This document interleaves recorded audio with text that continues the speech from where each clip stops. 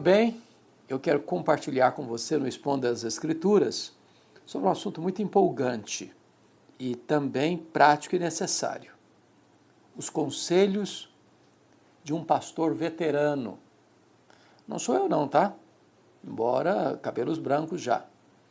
Eu vou falar de conselhos que Paulo, o veterano apóstolo, o veterano pastor, está dando para um outro pastor jovem, chamado Timóteo, já na fase final da sua vida.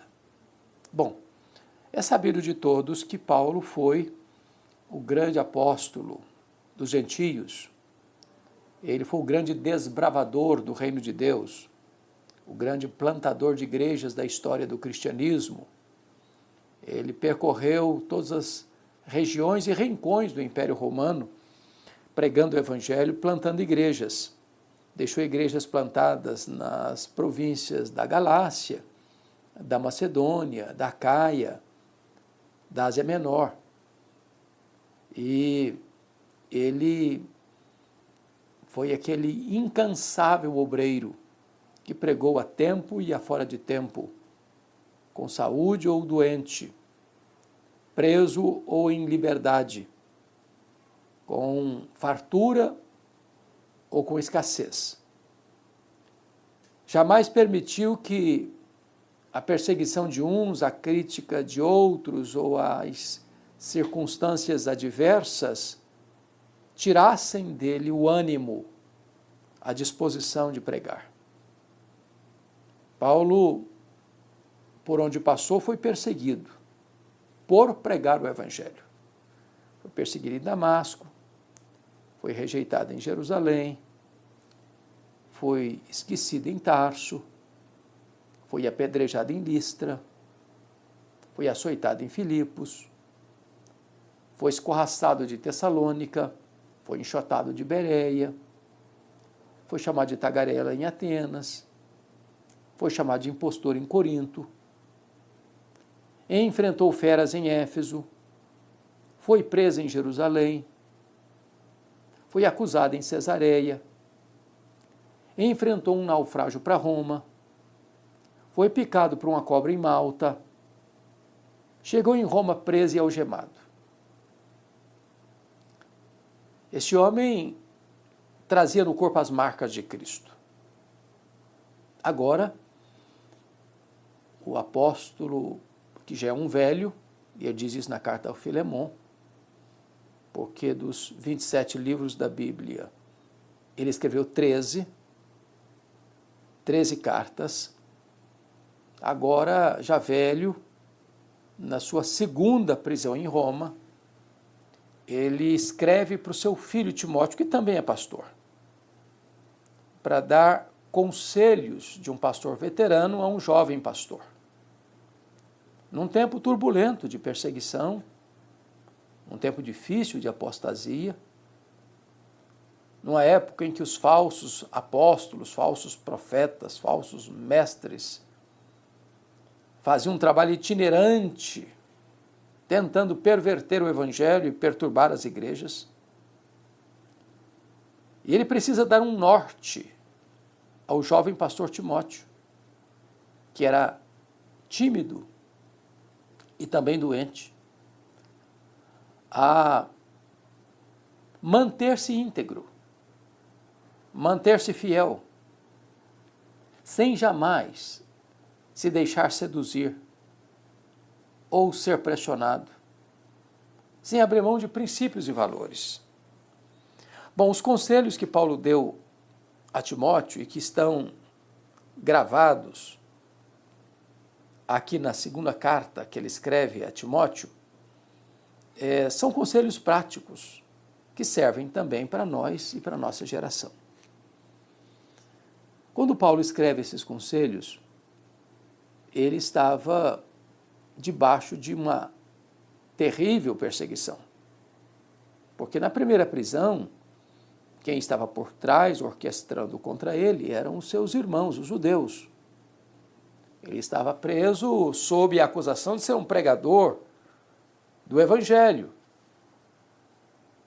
Porém, na sua segunda prisão, ele está preso, acusado de ser um malfeitor, um criminoso. A reputação dele está sendo manchada, maculada. Seu testemunho ilibado, sua conduta irrepreensível está sendo manchada por acusações levianas, por acusações pesadíssimas de ser ele, Paulo, o líder dos incendiários de Roma.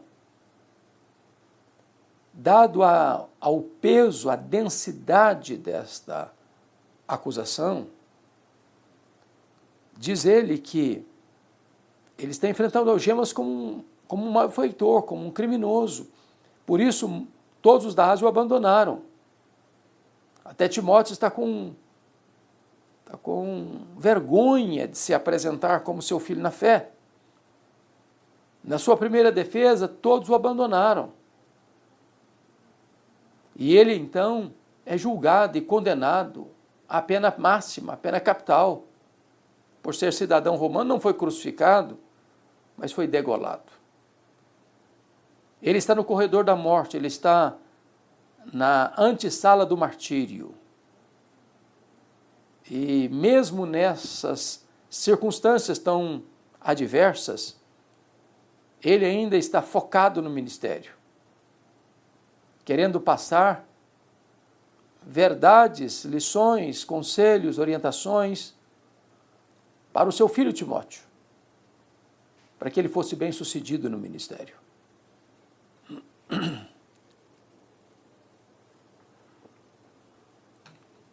E a pergunta é: quais conselhos Paulo vai dar ao jovem Timóteo?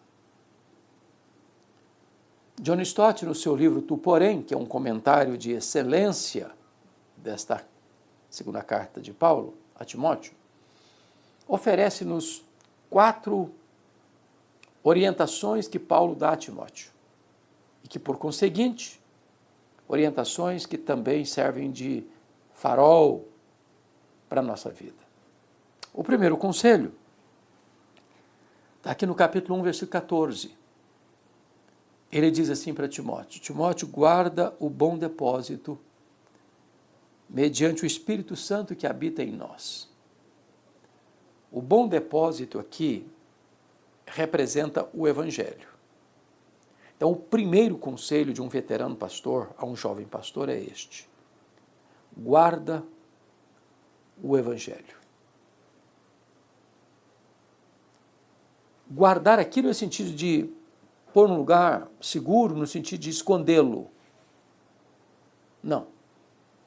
Guarda aqui significa preserva, mantém puro, intacto, incontaminado.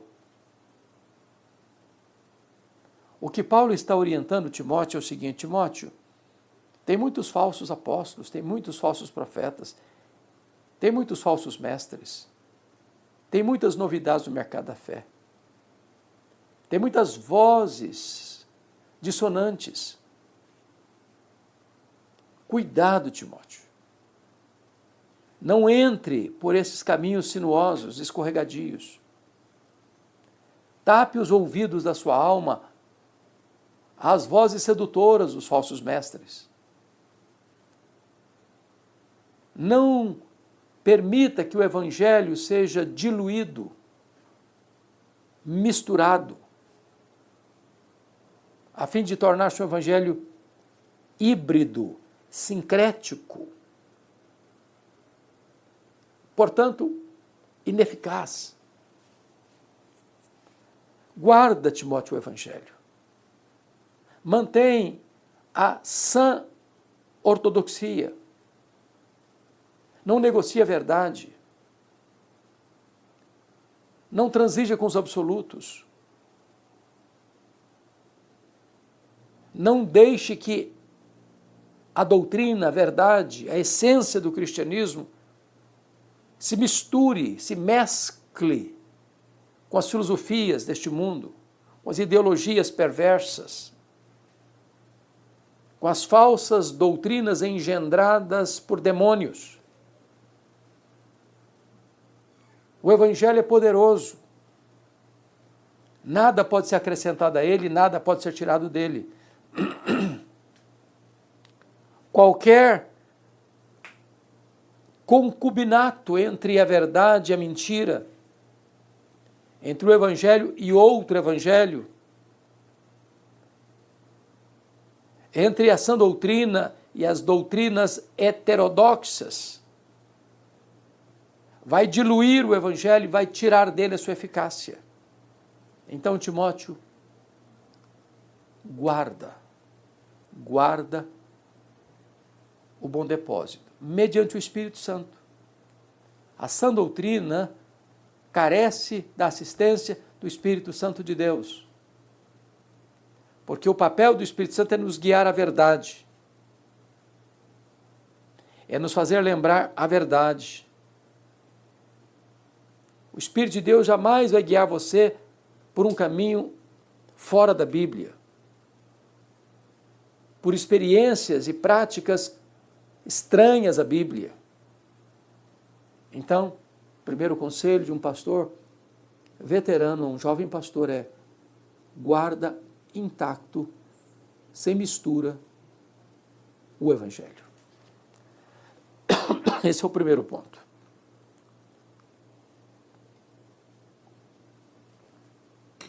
O segundo conselho está no capítulo 2, no verso 3. E Paulo diz assim para Timóteo: Timóteo, participa dos meus sofrimentos como um bom soldado de Cristo. O segundo conselho é: sofre pelo Evangelho. Talvez as pessoas hoje não gostem de pensar sobre isso. Ninguém gosta de sofrer. Claro, se pudermos fugir do sofrimento, tanto melhor para nós. Porém, o Evangelho é a contracultura numa cultura decadente. O Evangelho é a luz no meio das trevas. É a verdade de Deus num mundo de mentiras. Portanto, o Evangelho nunca vai ser popular. E Paulo disse aqui nesta carta, no capítulo 3, versículo 12, que quem quiser viver piedosamente em Cristo vai ser perseguido. Não, talvez não, vai ser. Então, esperar ser aplaudido pelo mundo, esperar reconhecimento, mudar a mensagem para torná-la mais palatável, deixar o Evangelho para tratar de uma outra agenda, uma agenda social, política, direitos humanos, igualdade social, que são bandeiras que podem ser oportunas e pertinentes para as pessoas que lidam com isso. Mas você, pastor, eu, pastor, nós, pastores, que temos o compromisso de pregar o Evangelho, não podemos nos desviar da rota. Toda igreja que abraçou o liberalismo, por exemplo, assinou no mesmo dia o seu atestado de óbito. As igrejas que deixaram o puro e simples Evangelho para abraçar outras bandeiras já começaram a sucumbir. Já estão desidratando, perdendo membros, marcadas pela esterilidade mortal. Então não queira ser popular, não queira ser agradável, no sentido de, não vou falar isso porque vai constranger, não vou falar aquilo outro porque vai ofender, vou ocultar esta verdade porque ela vai agredir. Não. Certa feita Jesus estava pregando, está lá em João capítulo 6, e os seus ouvidos começaram a se dispersar. E os discípulos talvez pensassem assim, bom, se Jesus não der uma maciada, vai todo mundo embora. E Jesus perguntou para eles assim, quereis vós também retirar-vos? E Pedro sensatamente respondeu, Senhor, para que iremos nós? Só tu tens as palavras de vida eterna. Então, as igrejas que deixaram de pregar o evangelho estão minguando. Outras estão aí oferecendo prosperidade, milagres, a granel, e não pregam o evangelho mais, não falam mais da cruz, não falam mais de arrependimento, não falam mais de novo nascimento, não falam mais de justificação pela fé, não falam mais de santificação. Estão apenas pregando o evangelho mercadológico. Podem ter muita gente, mas não tem evangelho, não tem Deus. Porque fora do evangelho não se conhece a Deus. Fora do evangelho não se conhece a Cristo. Então Timóteo está recebendo orientação de um veterano pastor, dizendo assim, meu filho, sua plataforma de ministério não é buscar facilidades, nem aplausos, nem aprovação do mundo. Você tem que estar pronto a sofrer. Você é um soldado. Você está no campo de batalha. Você é como uma ovelha enviada por meio de lobos. O mundo vai ser hostil mesmo.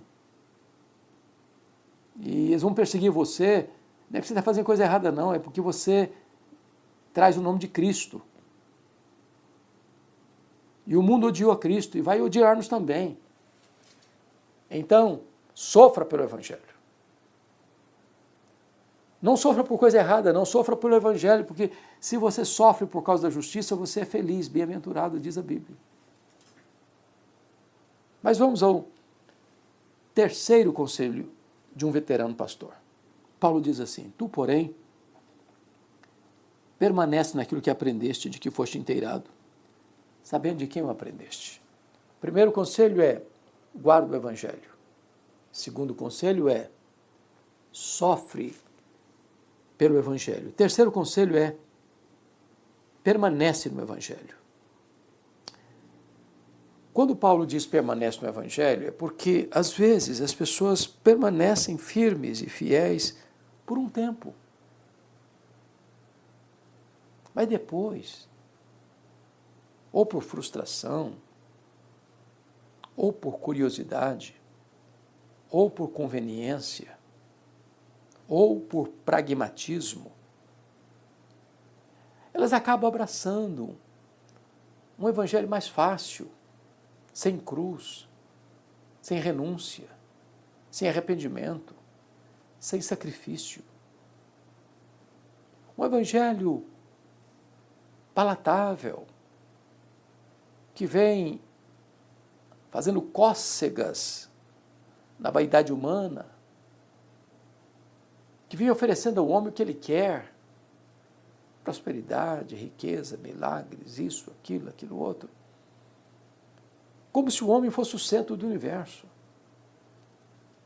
como se tudo girasse ao redor do homem, como se Deus fosse um despachante celestial para atender todos os seus desejos. E então, quantos que começaram bem a carreira, como Demas, mas depois passaram a amar o presente século e abandonaram. Como Judas Iscariotes, que por amor ao lucro, vendeu a Jesus. A palavra para um jovem pastor é esta: permanece no Evangelho. Ainda que alguém saia para cá, saia para lá, se desvie daqui, se desvie de lá, permanece no Evangelho. Ainda que você não esteja vendo resultados tão plausíveis, e outros à sua beira, pregando uma outra mensagem, um outro evangelho, tem multidões e multidões. Paulo diz, permanece no Evangelho. Ainda que alguém à sua porta esteja se enriquecendo com uma mensagem mercadológica, com um evangelho semipagão, sincrético, eivado de paganismo, esteja crescendo a olhos vistos diante de você, que não tem os mesmos resultados, permanece no evangelho. Porque os arroubos da falsa doutrina, as promessas mirabolantes dos falsos mestres, o evangelho de resultados esplendorosos, como da prosperidade, podem favorecer você por um momento, mas não aplacarão a dor da sua consciência, nem salvarão as pessoas que vêm a elas.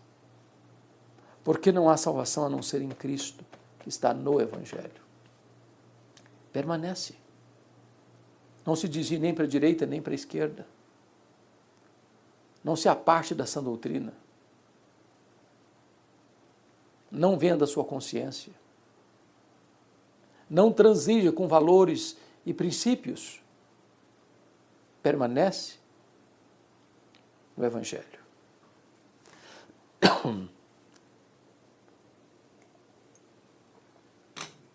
Nós vamos agora ao quarto conselho de um pastor veterano para um jovem pastor. Está no capítulo 4, versículo 2. Ele diz assim: prega a palavra, insta, quer seja oportuno, quer não, corrige, repreende, exorta com toda a longanimidade e doutrina. Guarda o evangelho, sofre pelo evangelho, permanece no evangelho e agora ele diz, prega o evangelho. Esta mensagem, a palavra, ela não pode ser retida. Ela precisa ser transmitida. Ela não é apenas para nós. Nós fomos chamados para sermos enviados. Todo aquele que foi um receptáculo da graça, agora é um transmissor dela. Pregar a palavra não é privilégio de uma elite espiritual, é compromisso e agenda de todos aqueles que foram salvos. Prega a palavra. Abra sua boca. Porque não há poder nas suas palavras, mas há poder na palavra de Deus. Na medida que você abre a boca e compartilha esta mensagem, e proclama esta mensagem, o Evangelho é o poder de Deus para a salvação de todo aquele que crê. O Espírito Santo opera nessa palavra, gerando nova vida, transformação. Não há esperança para a igreja, nem para a sociedade, nem para o mundo, a não ser no Evangelho. As medidas sociais.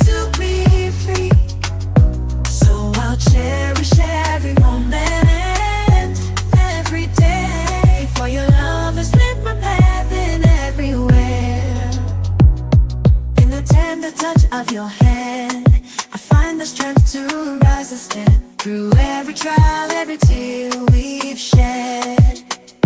Your love's been the shelter where I find my bed. For your love's been my anchor in life's stormy seas, a beacon of hope guiding me to be free. So I'll cherish every moment.